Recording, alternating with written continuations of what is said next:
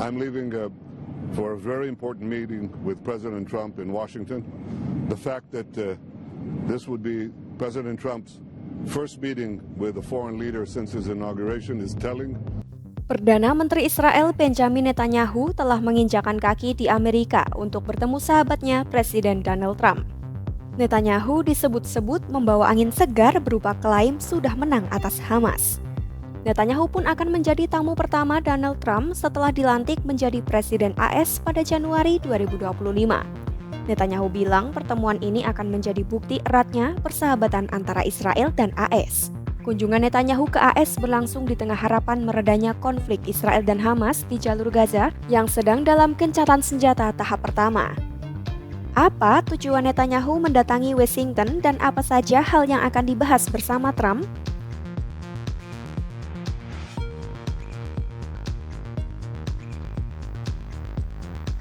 Menjelang keberangkatan ke Washington, Netanyahu mengungkap dirinya dan Trump akan membahas sejumlah isu penting yang sedang dihadapi Israel. Katanya, ia akan fokus pada tujuan-tujuan yang telah ditetapkan oleh Israel dalam perang di Gaza. Tujuan-tujuan itu yakni termasuk mencapai kemenangan total atas Hamas dan pembebasan semua tawanan yang ditahan di Gaza. Menurutnya, keputusan-keputusan yang diambil Israel dan AS selama perang telah mengubah wajah Timur Tengah. Netanyahu juga menuturkan punya niat baik untuk membangun ulang kawasan tersebut lebih jauh lagi dan menjadi lebih baik. Secara rinci, kantor Netanyahu mengatakan diskusi awal dilakukan dengan utusan Trump untuk Timur Tengah, Steve Witkoff, pada Senin 3 Februari 2025 mengenai persyaratan untuk tahap kedua gencatan senjata. Tahap pertama kesepakatan gencatan senjata akan berakhir bulan depan. Pada tahap berikutnya, diharapkan tercapai pembebasan tawanan yang tersisa dan mencari solusi akhir untuk mengakhiri perang secara permanen. I'm leaving for a very important meeting with President Trump in Washington. The fact that this would be President Trump's first meeting with a foreign leader since his inauguration is telling. And this meeting will deal with important issues, critical issues facing Israel and our region.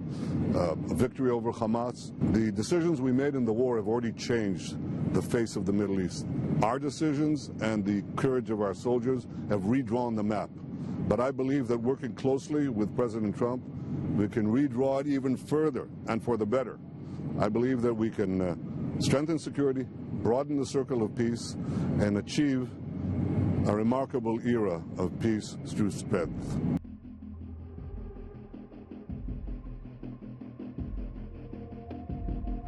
Musuh Israel di kawasan Timur Tengah tidak hanya kelompok Hamas dari Gaza.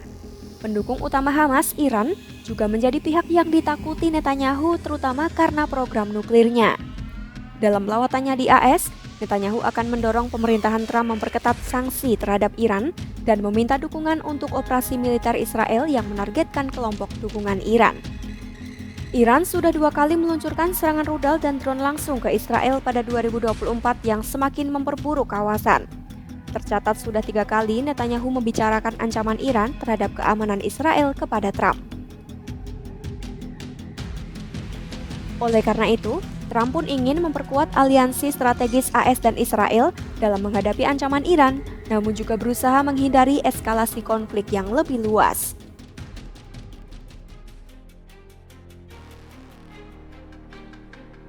Selain membahas konflik militer, isu utama yang akan dibahas dalam pertemuan Netanyahu dan Trump adalah upaya normalisasi hubungan antara Israel dan Arab Saudi. Trump sebenarnya berharap dapat memperluas perjanjian Abraham yang sebelumnya telah membawa Israel menjalin hubungan diplomatik dengan Uni Emirat Arab dan Bahrain. Namun, Riyadh telah menghentikan pembicaraan sejak perang di Gaza pecah dan menegaskan normalisasi tak akan terjadi sebelum status kenegaraan Palestina diselesaikan.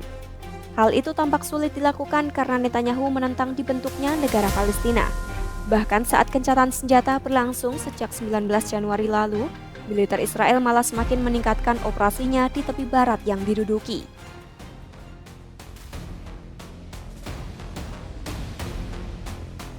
Sementara itu terkait Gaza, Trump beberapa kali telah menyampaikan ide bahwa warga Palestina harus dipindahkan sementara keluar Gaza, yaitu ke Mesir dan Yordania.